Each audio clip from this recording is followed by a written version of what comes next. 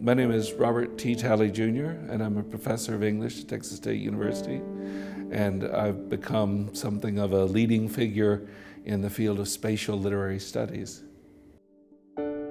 Spatial literary studies involves approaches to literature that emphasize the spatial relations, space and place, mapping, geographical, architectural elements in the text.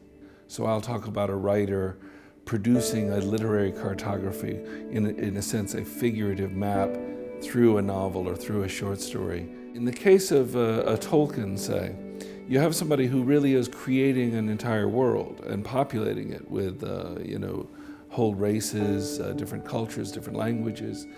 Very much a kind of cartographic enterprise. Tolkien himself mentioned that before he could start writing The Lord of the Rings, he had to draw out the maps in order to understand the spaces. As much as we think of a sort of fantasy world as being a wholly enclosed space that is a creative space created by the author, you could make the case that even so-called real spaces are like that.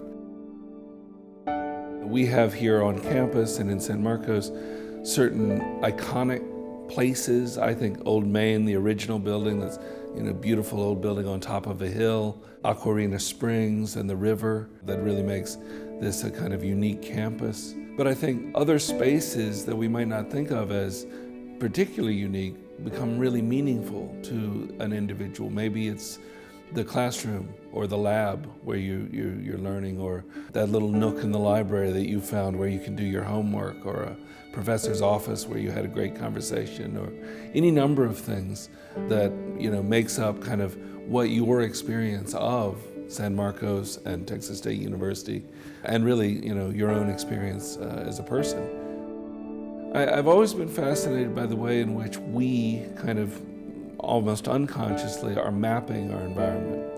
And so this kind of organization in our own heads, again, often not without even thinking, I'm going to make a map, seems to me to be very much a kind of way we understand ourselves and our world, which once I did start doing more properly literary studies, seemed to me to be very much what it is that a novelist is doing, sort of in producing a given story, helping us to understand ourselves as people and the worlds we are in, real or imagined.